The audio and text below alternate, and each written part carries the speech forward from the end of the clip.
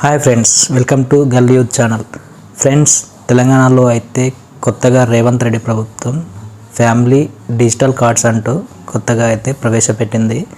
దీనిలో భాగంగా మనకి ఇప్పుడైతే అందుతున్న పథకాలు ఏంటంటే రైతు భరోసా, రైతు బీమా అండ్ రైతు రుణమాఫీ, ఆసరా పింఛన్లు, నెక్స్ట్ ఒంటరి మహిళా పింఛన్లు, ఇలాంటి ఎన్నో పథకాలు, మొత్తం 30 పథకాల వరకు ఉన్నాయి.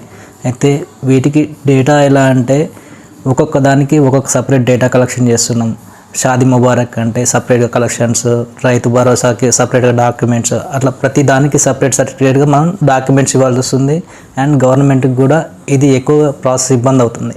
సో తెలంగాణ గవర్నమెంట్ అయితే ఇప్పుడు 1 స్టేట్ అండ్ 1 కార్డ్ అంటే అన్ని కార్డ్స్, అన్ని పథకాలన్నీ కలిపి ఒకే కార్డులోకి తీసుకొచ్చేసి అమలు పరచాలని చూస్తుంది.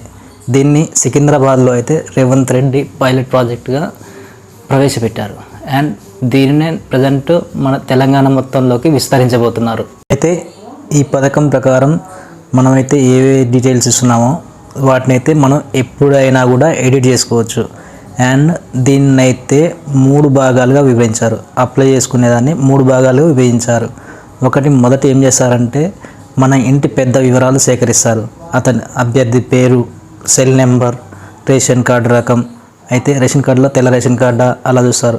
అండ్ పుట్టిన తేదీ అండ్ క్యాస్ట్, వార్షిక ఆదాయం మరియు విద్యార్హతలు, అతని కులం, వృత్తి వంటి వివరాలు నమోదు చేస్తారు.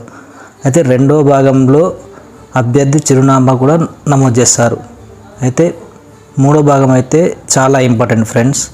మూడో భాగంలో కుటుంబ సభ్యుల వివరాలను సేకరిస్తారు. దరఖాస్తుతో సంబంధం, పుట్టిన తేదీ, ఆధార్ నెంబర్ వంటి వివరాలు నమోదు చేయాల్సి ఉంటుంది. ఆధార్ కార్డు పుట్టిన తేదీ నమోదు చేసేటప్పుడు చాలా జాగ్రత్తగా ఎంటర్ చేసుకోవాలి. ఎందుకంటే చిన్న పొరపాటు జరిగినా కూడా కుటుంబంలోని సభ్యులకు సంక్షేమ పథకాలు అందకపోవచ్చు. కాబట్టి కరెక్ట్గా ఆధార్ నెంబర్, పుట్టిన తేదీ వివరాలు సమర్పించాలి. అయితే చివరిలో అభ్యర్థి సంతకం మరియు అతని కుటుంబం యొక్క ఫోటోలు కావాల్సి ఉంటుంది. ఫ్రెండ్స్, ఈ దరఖాస్తుకు కావాల్సిన పత్రాలు అయితే 1 కుటుంబ పెద్ద ఆధార్ కార్డు అండ్ కుటుంబ సభ్యుల ఆధార్ కార్డులు అండ్ గ్రూప్ ఫోటో. అయితే కుటుంబంలోని అందరూ దిగిన ఫోటో, లైక్ మన రేషన్ కార్డు ఉంది కదా, పాత రేషన్ కార్డులో దిగిన ఫోటో లెక్క అందరు కలిసి గ్రూప్ ఫోటో దిగాలి. నెక్స్ట్ బర్త్ సర్టిఫికేట్, చిన్నపిల్లలు అయితే తప్పనిసరిగా ఉండాలి, పెద్దవాళ్ళు అయితే అవసరం లేదు. చూడండి, ఫామ్ కూడా కింద ఇచ్చారు.